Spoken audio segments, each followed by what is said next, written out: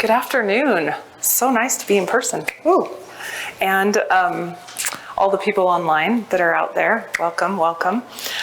I am so glad that the bar changed those rules too, because we get to do something really cool today with that change. Yes, I teach and practice meditation and mindfulness. And ironically, I started about 7 years ago after a 15-minute TED Talk about this style of mindfulness meditation, same. We call it mindfulness in the West. It's East meditation.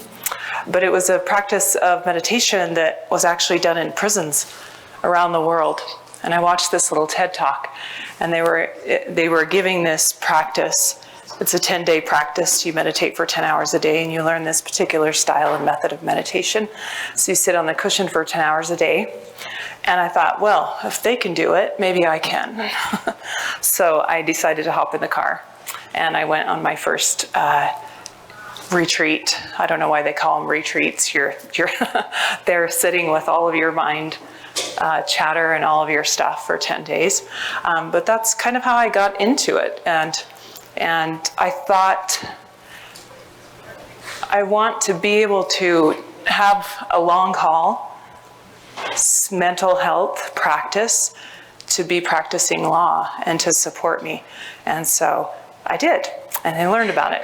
And I've studied all of the different styles and methods of meditation. And meditation, you can just think of it as it's a contemplative practice. We're going to contemplate. It's a contemplative practice is all it is. And there's many different lineages that have come down from the East and all over Zen, and from Tibet, from China, from Japan, from all of these countries. Even ancient Greece had a practice, epoche, to suspend knowing. So it's a universal practice that over time people have realized, there's something important to this self-mastery process. And so I was kind of looking up definitions for it to give to you, but a few that I came across, you probably know meditation or mindfulness is like, I'm going to be present. I'm going to be present. Present moment, present moment, present moment. Yes. So it's a universal human ability to be fully present, but really aware of where we are at and what we're doing and what's going on internally in our sensorial system and what's going on externally. And to be present amidst all of that, and to be equanimous. There's a term that in these traditions called equanimity. So to not fight against the reality in this moment. This is the reality of the moment as it is. Doesn't mean we're not going to change it. Doesn't mean we're not going to fix it. Doesn't mean we're not going to do stuff about it. But we're not going to resist this moment. We're going to be fully in this moment. So when we're fully in this moment and present in our sensory system, we get information and data from our body. We get information and data from outside, and we can act with what they call upaya, or skillful means. We can act skillfully.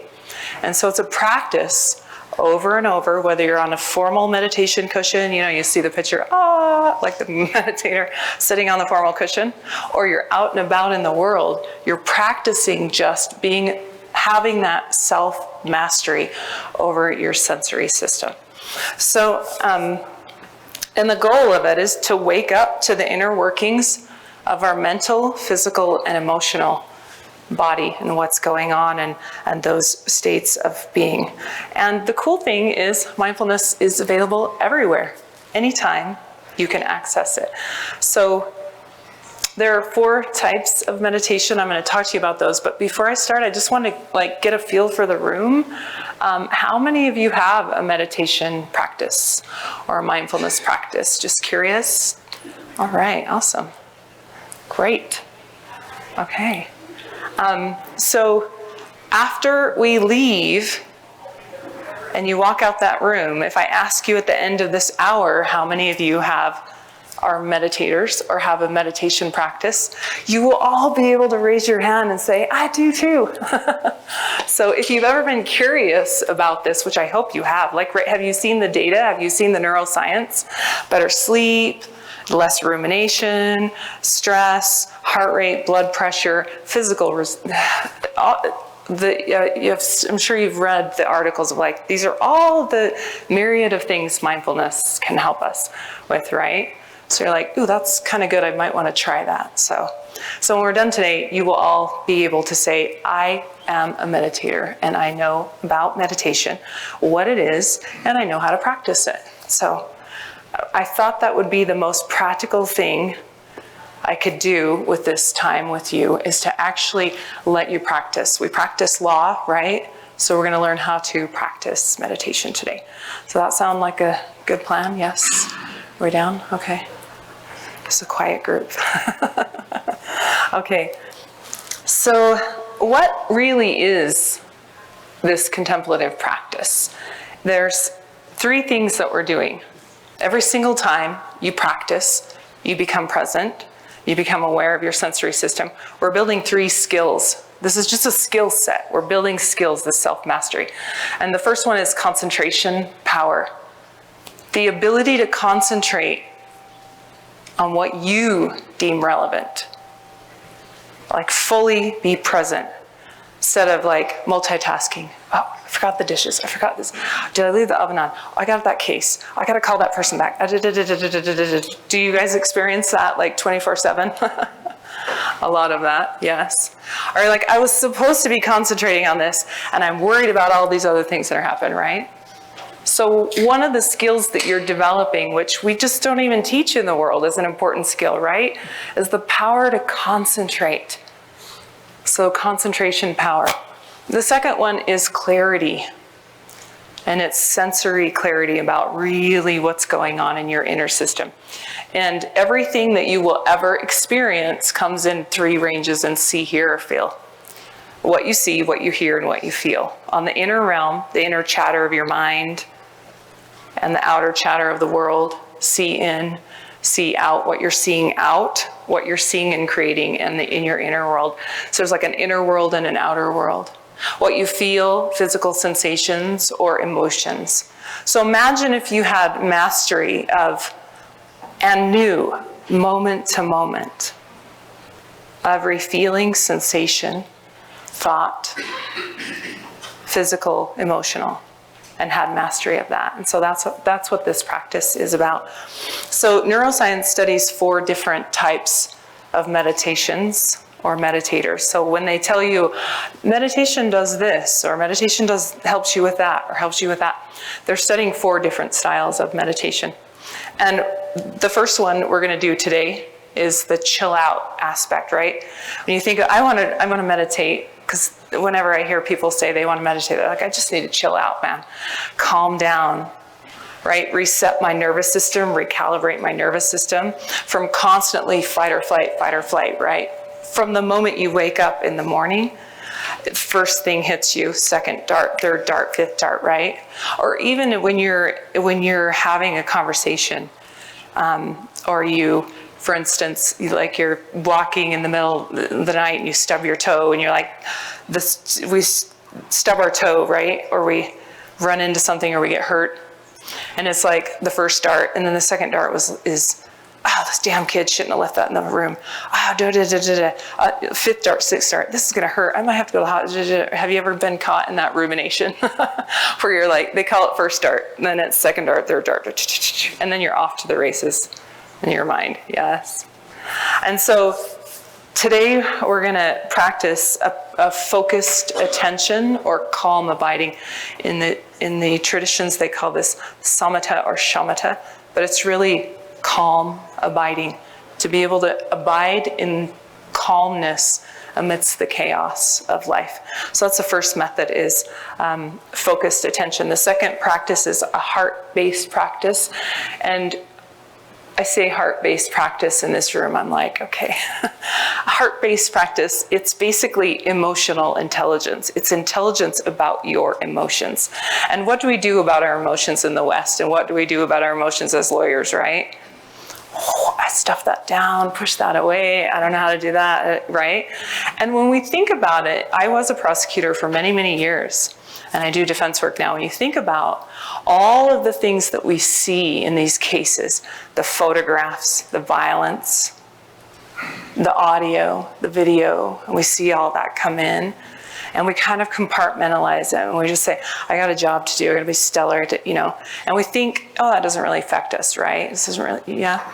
So, and so the heart-based practices are practices that help us with emotional intelligence and empathy fatigue, which is an amazing thing for people that practice law, lawyers, doctors, caregivers, to be able to have the skill to navigate empathy fatigue. Because as we go through the motions, we kind of can get hardened, especially, case after case after case comes across our desk, right? You've looked at the 100th case during the day and you're just making decision after decision. And so we tend to have empathy fatigue in our field and in our industry. So that's a heart-based practices. So when we end today, you will learn one of these, and you will have an opportunity for free if you're part of the criminal defense bar or the family law bar in June. I'm teaching the heart-based method of meditation. So this is the emotional intelligence, how to get intelligent about your emotions. There's information and wisdom in our emotions, and we put them out. Sometimes we react, or sometimes there's an emotion there that protects us, and sometimes it will protect us, and then we'll take that same thought habit pattern over and over and not realize, oh, why did I put that in place? How was that emotion evoked? Where's the wisdom in that emotion? We think emotion's just this willy-nilly thing that causes us to be flighty or whatever, but our emotions are packed with information that we're ignoring or not acknowledging.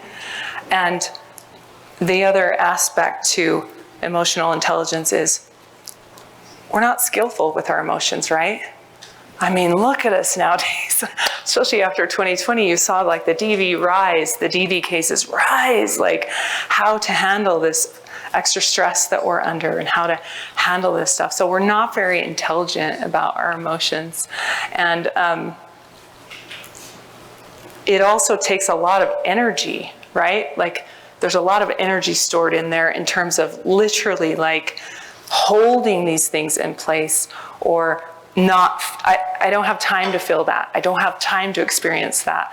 One of a really good meditation teacher of mine described it like this, is like we're going along every day and input comes in and we're like, oh, okay, that's okay, I don't have time for that. I gotta go pick up the kids. I don't have time for that. I gotta do this. I don't have time to deal with that. Have you ever said that? Like, I just don't even have time to deal with that. I don't have the bandwidth to deal with that, right?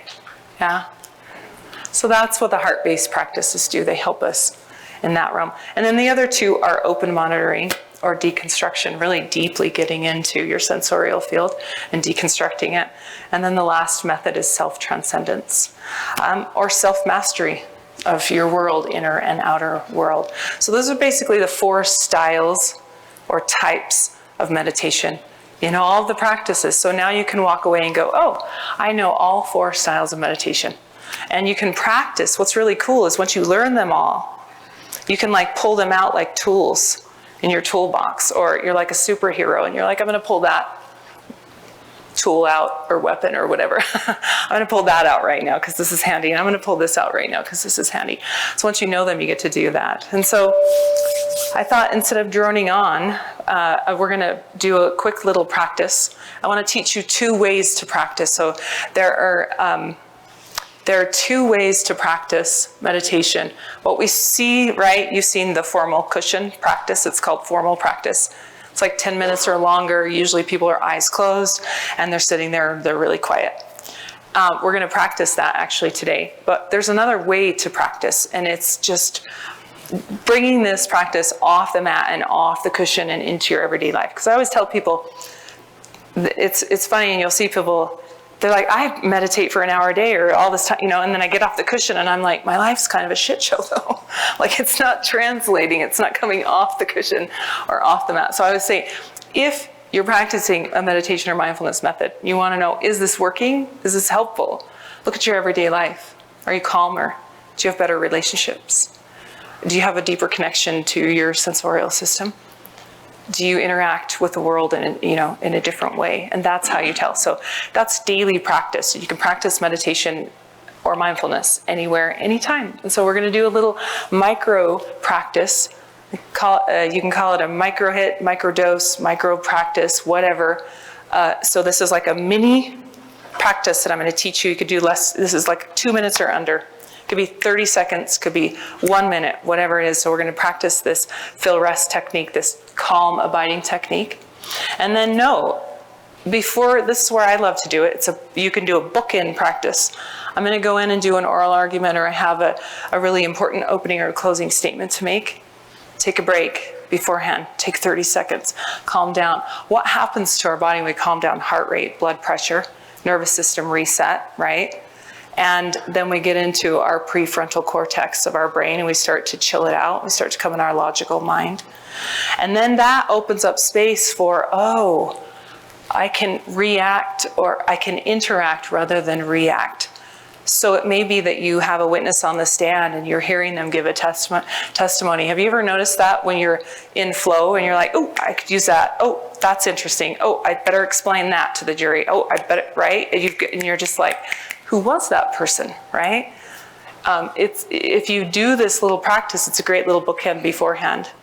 And then when you're done, do it on the way out, on the back end. Because we all walk away and then we ruminate. Have you ever done that? You're like, oh, I should have done this. I didn't talk about this. I wasn't in flow to all that, right? Nobody ruminates other than me.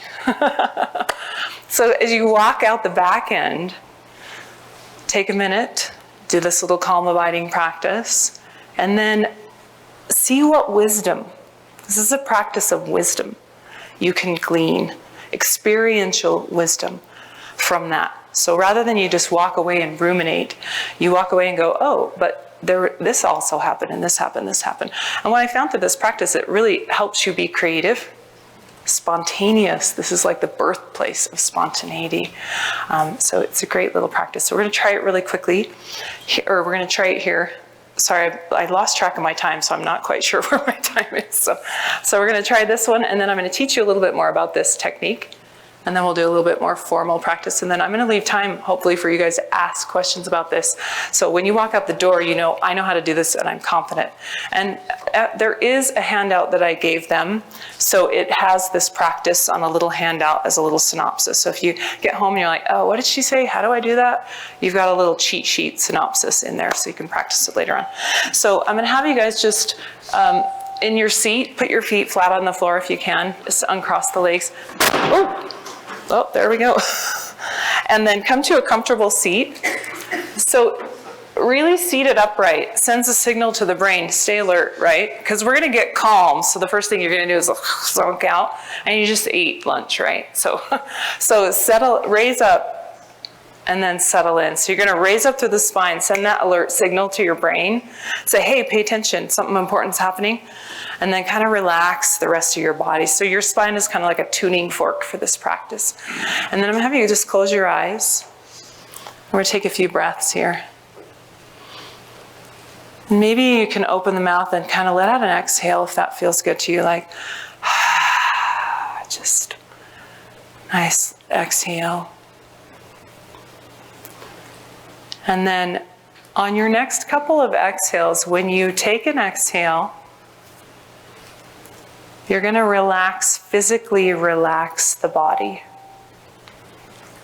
And you can go like from head to toe, or if there's a tight spot, like the chest or the belly, you can go in there and just literally physically relax the body.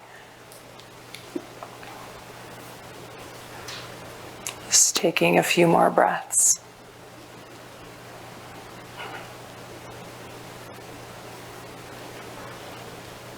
And you can let that, as you exhale and physically relax the body, let it spread, that relaxation spread through the body as best you can. Relax the belly. Soften the muscles of the face, cheekbones, jawline. Nowhere to go, nobody needs you. This is your time.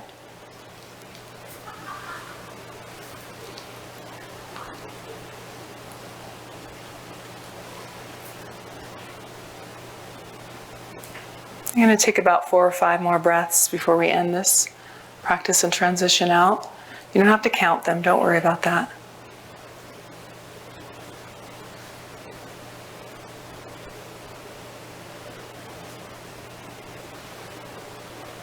And when the mind wanders away, and it will, that's okay too. To say, oh, I'm coming back to rest. Relax. I know, mind, you want me to do all those silly little things. I'll come back to them later. And so transitions are important in life and in practice, everywhere. So as we start to transition, you're going to slowly open the eyes and come back into the space and into this room. So that was a little micro practice, right?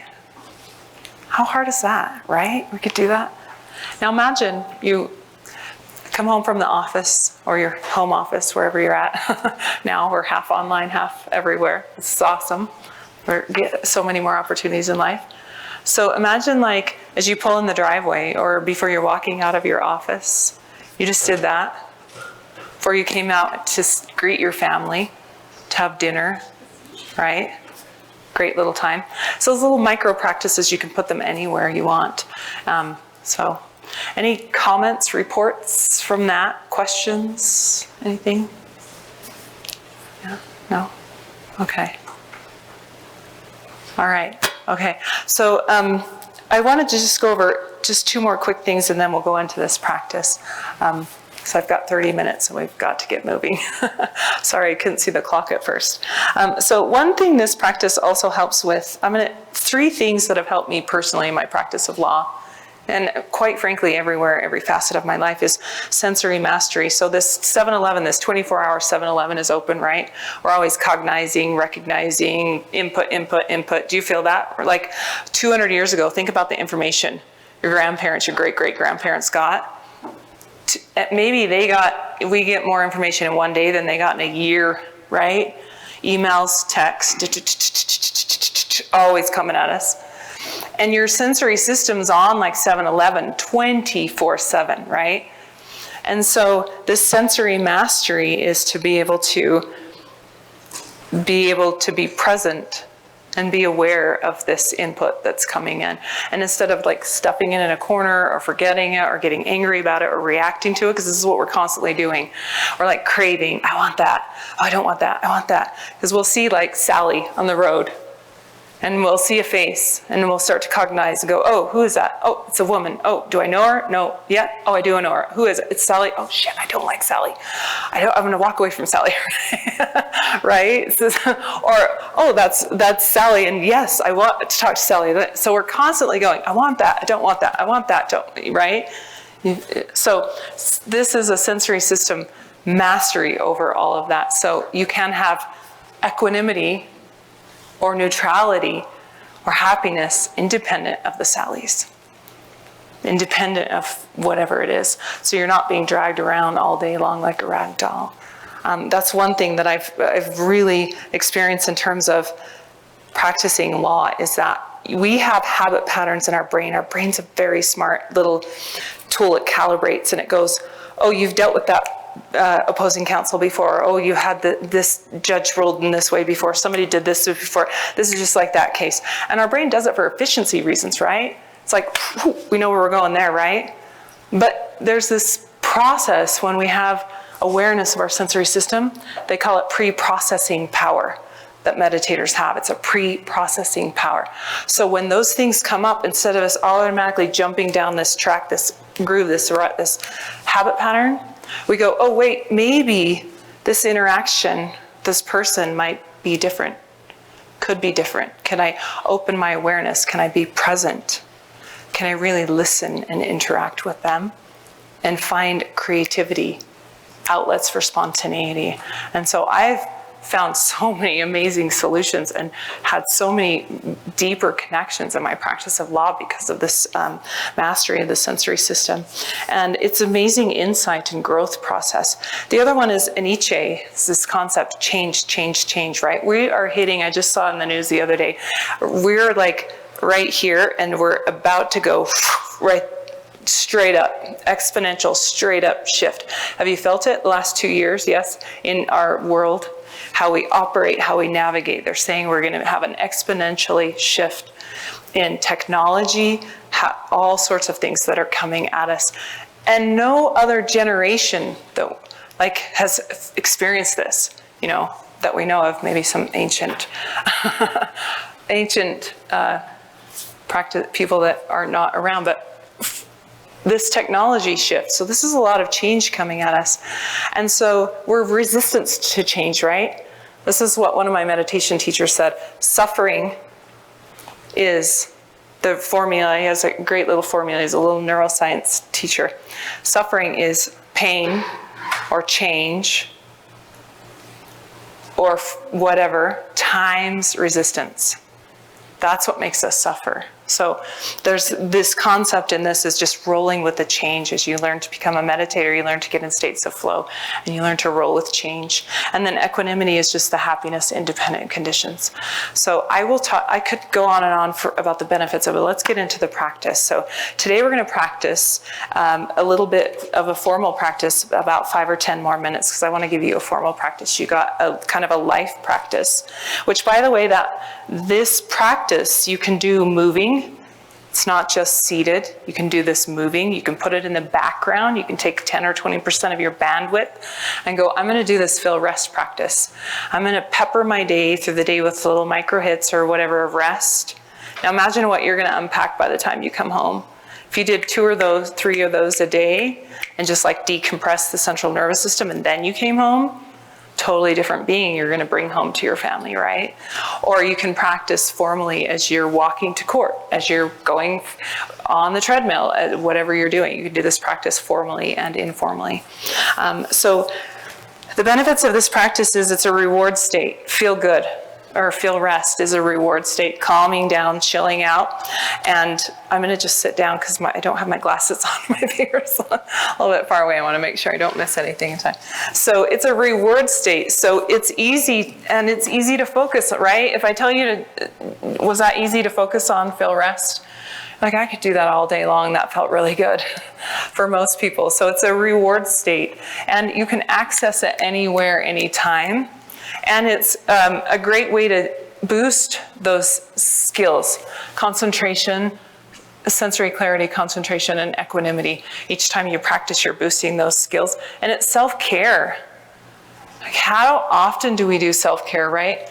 The way we do self-care is like, I don't know, men may like go for a golf, you may go golfing, or you may go hunting, or you may get, like, that's your self-care. Women were like, I'm not trying to be categorical here, but we may set an appointment to go to the spa or do something to relax or go, whatever it is. But we set appointments for self-care, right?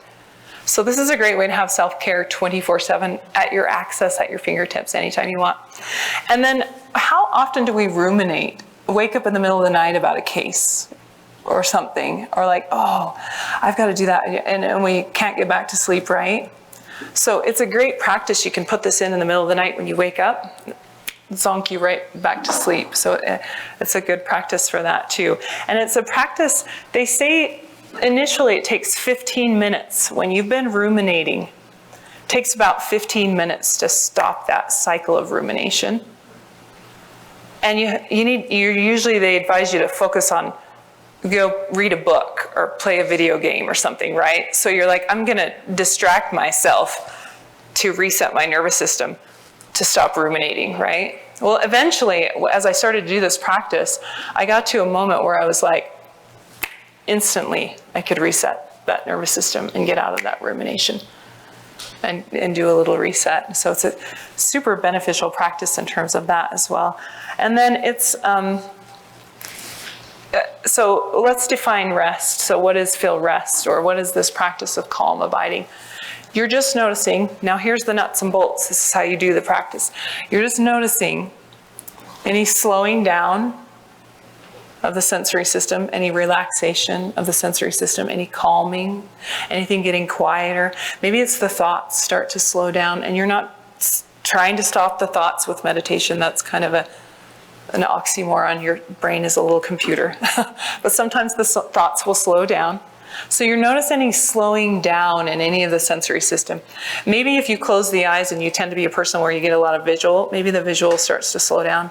Maybe you'll notice, oh, there's no emotional stickiness, like the emotional range of my sensory experience is quiet. Or maybe you notice, oh, the inner part, the here in, the chatter and the mental chatter slows down a little bit. Or you may notice anything slowing down or winding down. And so it's an absence or a slowing down of sensory activity is what we're learning to pay attention to, right? When do we ever pay attention to rest or whatever, right? And so that's what we're doing. So there's a concept of absolute versus relative rest. And as you start to meditate, you're going to get like relative rest, right? I'm going to tell you to focus on something, you're going to focus on it, right? Oh, okay, I can focus on my heart rate or my blood pressure or my breath, and I can focus on that chilling out aspect. But there's like this underpinning of this underbelly of this practice too, that's it's an absolute rest that you can access anytime. And that may be relevant to you now if you're a meditator or you have some experience, or it may be relevant later on as you do this practice. You may come to this place of like really deep satisfaction and rest. And like, oh, that's always there, and I can access that in terms of that. And so how do you do this practice? You can physically relax, literally like I just did with you, relax the body, relax the face, relax the muscles. You can actually physically relax. You can focus on any less activity or slowing down of activity in your sensory experience.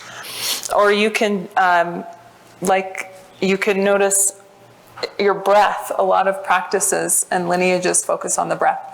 For about 25% of people though, I tell them to focus on their breath and calm down, and they want to punch me in the nose. So like, no, every time I focus on the breath, it's the opposite, right? So, but for many people, they can access the breath, and usually the exhale is a great place to practice. There's a physical relaxation, a letting go, a satisfaction in the exhale, so you could focus on there. You could focus on anything on the breath. And you can notice it globally. Maybe there's a global sense of rest or a local sense of rest. And a few things you want to watch for. This practice can be subtle sometimes. Subtle is good. There's no bad sit. You're doing the work. You're doing this practice, no matter what you do or how much time you put in. And sometimes, because we tend to go, I'll deal with that tomorrow, or I'm not even sure how to deal with that, or I don't even want to do that, right? We're kind of stuffing down. In this practice, one thing you might notice as you start to do it over the next week or month or whatever, if you're curious to try it, you may notice we're letting go of resistance, like in this practice. So when we let go of resistance, we let ourselves like chill out, right? Phew, everything rises to the surface. Or the opposite can happen, and you get agitated, or So just know, oh, I'm actually doing this practice. It's actually working. That's we're letting go of resistance. Because when we have that resistance, we're stuffing all that down, or we're holding it to the side, or we're keeping it in place. That takes a lot of energy, right? So we're letting it go. Let that stuff come up and out. And then you have access to so much more energy. So, and you can use labels if you want, silently or out loud, and it would just be rest, or relax, or chill out, or whatever label. There's a traditional noting technique where you note, oh, I'm experiencing rest, or you know, oh, that's a restful sensation. And you can do this practice eyes open or closed. So I am going to stop talking about the practice and let's do it. You ready? Yes? Any questions before I start? I'm going to guide you through this practice, and I think we have just enough time for a practice and about a few minutes of Q&A afterwards, okay? Because I want you to know when you walk out that door, I know how to do this practice, right? Okay. So, any questions? All right. Okay. So when you're ready, you're going to settle up again. And I'm going to start with eyes closed, and then I'm going to transition you into eyes open practice. So if you can, feet flat on the floor, it just helps the spinal alignment, the hips. And again, you're going to maybe lean into the back of your chair, raise up, and settle in. So kind of, as you close the eyes, think of that spine as a tuning fork. And as you raise up and lengthen through the spine, send that alert signal to the brain. And as you exhale, just let all of the muscles relax. You feel the feet The ground underneath your feet. Maybe you feel the chair and the seat underneath you. Whatever is supporting you, and you just rest and relax into it. And then opening the mouth, take a few like ahs or ha's. We do that to reset the cadence and rhythm of your breath. As we move throughout the day, the breath kind of gets shortened. Gets those stress breaths, so we're just kind of resetting back to your natural breath, your bare breath. It doesn't matter if it's slow or fast, deep or shallow, your breath, whatever it is right now.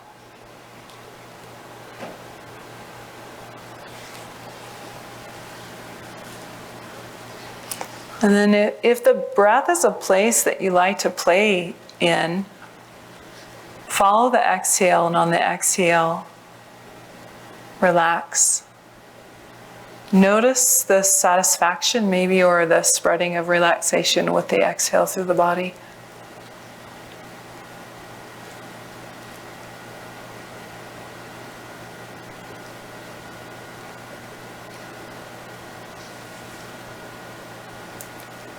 And you also might notice that thoughts come in like, oh, I've got to get to that case, or I forgot to do this, or whatever.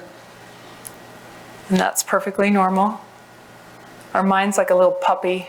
We've never trained it before, ever. So we're going to say, that's okay. Put a little placeholder in there and come back to that. For the next few minutes, there's nowhere to go. Nobody needs me. Nothing to do.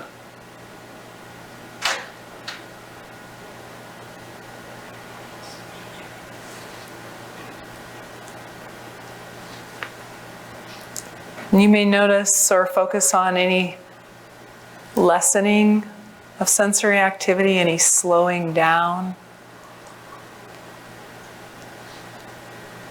any letting go, any relaxation.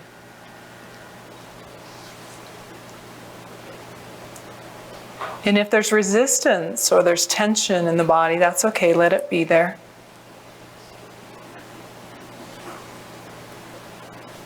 Oftentimes you can find a neutral spot in the hands or the feet and just focus there.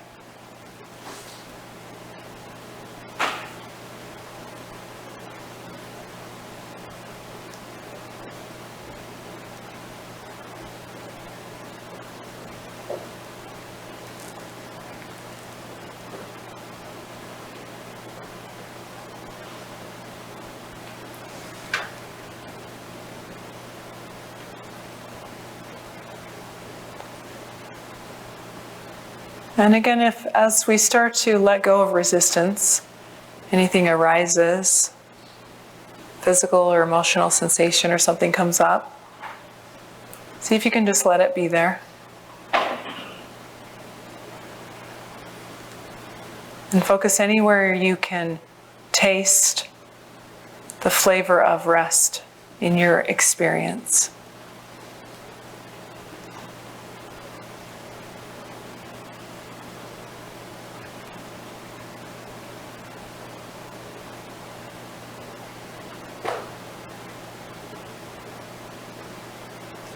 The belly's a great place. We often hold a lot of tightness and tension in the belly.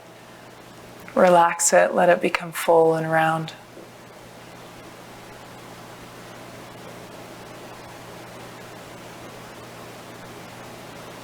Let it expand on the inhale and contract on the exhale, and just let it get big like a balloon and shrink in and out.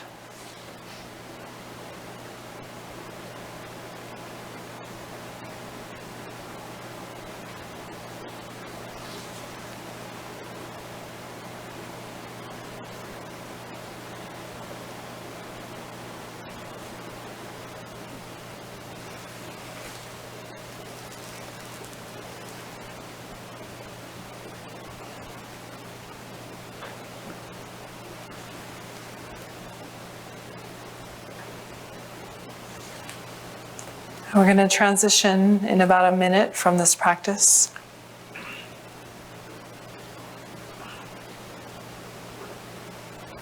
So I'm going to invite you to, for maybe the last minute, to slowly open the eyes. And with a soft gaze, see if you can stay in any or notice any restfulness. And oftentimes with our eyes, we're always seeking out and darting, right? So just soft gaze. Let the world come to you. So we're often like pointed, laser-like vision. We're going to do a little lantern, 360-degree vision, just opening up.